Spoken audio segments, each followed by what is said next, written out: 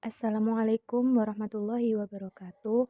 Saya Lailatul Nadifa dengan NIM 126208208211017 dari kelompok 5 akan mempresentasikan mengenai sejarah perkembangan asam nukleat DNA dan RNA. Yang pertama, saya akan memperkenalkan anggota dari kelompok 5 dimulai dari yang pertama yaitu Ita Yusdalena dengan NIM 1262082111016. Yang kedua saya sendiri Lailatul Nadifa dengan NIM 126208208211017 dan yang ketiga yaitu Muhammad Ismail dengan NIM 126208208211020 dan yang keempat Nazila Sativa dengan NIM 1262082111029 dan yang terakhir yaitu Risa Listianis S dengan NIM 126208208213101. Baik, perkenalkan saya Lailatul Nadifa dengan NIM 126208208211017. Di sini saya akan menjelaskan mengenai sejarah DNA pada tahun 1866 oleh Georg Mendel. Untuk yang pertama, perkembangan DNA dimulai dari tahun 1866, yaitu Georg Mendel yang menemukan prinsip dasar genetika berupa formula penurunan sifat. Maka dari itu, ia dijuluki sebagai bapak genetika. Lalu, 3 tahun setelahnya, yaitu tahun 1869, seorang ahli sains berkebangsaan Swiss yaitu Johann Friedrich Mecher yang menyelidiki susunan kimia dari nukleus sel dengan mengisolir molekul DNA dari sel spermatozoa dan nukleus sel darah merah burung. Dari situ diketahui bahwa di dalam nukleus sel terdapat zat-zat yang disebut nuklein, yang kemudian lebih dikenal dengan nama asam nukleat. Nah, asam nukleat sendiri itu memiliki dua tipe yaitu DNA dan RNA. Selanjutnya, pada tahun 1880, penelitian dilanjutkan oleh Fischer. Penelitian Fischer tidak manual menurut tanggapan Ambrosius, yang kemudian dilanjutkan oleh penelitian Fischer. Fischer mengemukakan dari hasil risetnya ditemukan adanya suatu zat-zat pirimidin dan purin di dalam asam nukleat. Selanjutnya, pada tahun 1885 sampai 1910, penelitian dilanjutkan oleh Albert Castle, yang melanjutkan penelitian yang dilakukan oleh Fischer.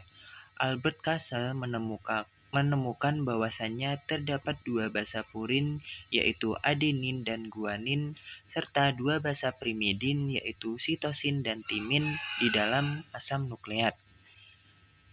Berkat penelitian yang telah dilakukannya, Albert Castle dianugerahi hadiah Nobel pada tahun 1910 berkat pengembangan yang dilakukannya.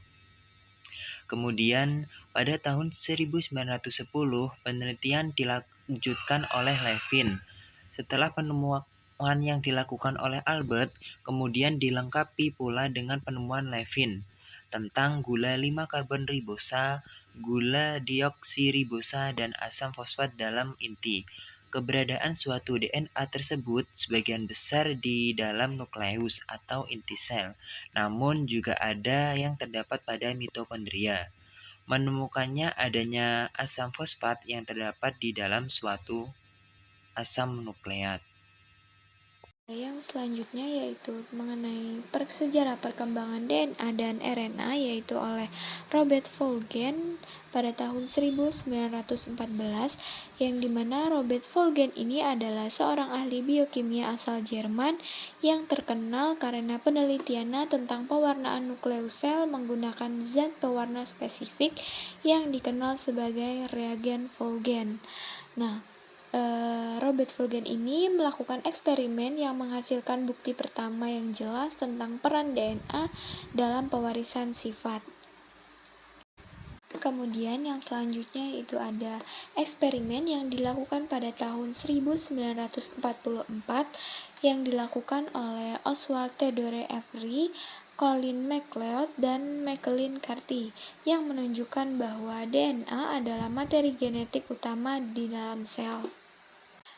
Dilanjut oleh peneliti studi kimiawi pada tahun 1947 Yang peneliti studi kimiawi DNA ini dilakukan oleh Edwin Chargaff yang membuktikan bahwa DNA itu terdiri dari bagian yang sama dari basa purin dan pirimidin, serta adenin dan timin yang terdapat dalam proporsi yang sama, begitu pula sitosin dan guanin.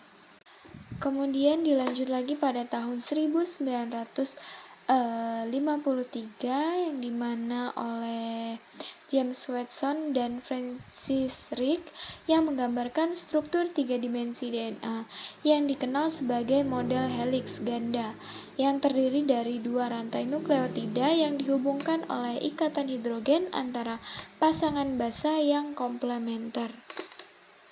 Baik, perkenalkan nama saya Nazila Sativa dengan NIM 1262082111029. Di sini saya akan menjelaskan tentang sejarah DNA pada tahun 1950. Pada tahun ini, Maurice Wilkins, Rosalind Franklin, dan Raymond Gosling menggunakan cara difraksi sinar X menemukan bahwa basa-basa purin pirimidin ini adalah molekul DNA terletak dalam jarak 3,4 Armstrong, di mana 1 Armstrong ini yaitu 0,001 Coulomb sama dengan 0,000001 mm. Mereka juga mengemukakan bahwa molekul DNA ini tidak berbentuk sebagai sebuah garis lurus, melainkan berpilin sebagai spiral pada setiap 3,4 Armstrong, di mana merupakan satu spiral penuh. Nah, ini merupakan putra dari Wilkins, Rosalind Franklin, dan juga Raymond Gosling. Di sebelah Rosalind Franklin ini ada foto difraksi sinar X DNA buatan dari Rosalind Franklin. Selanjutnya pada tahun 1953 ini ditemukan oleh James Western dari kebangsaan Amerika dan juga Francis Crick dari Inggris, mengemukakan bahwa molekul DNA ini berbentuk spiral double yang berpilin atau struktur double helix dan memperlihatkan berbagai aktivitas dari molekul DNA ini merupakan potret diri dari James Watson, Francis Crick, dan juga pengertian dari James dan Francis. Nah, ini selanjutnya pada tahun 1957 ini atas teori dari James dan Francis tadi diperkuat dengan teorinya oleh Conrad, yaitu bahwa the story DNA ini benar-benar double helix dan membuat molekul DNA ini dalam sistem sel bebas.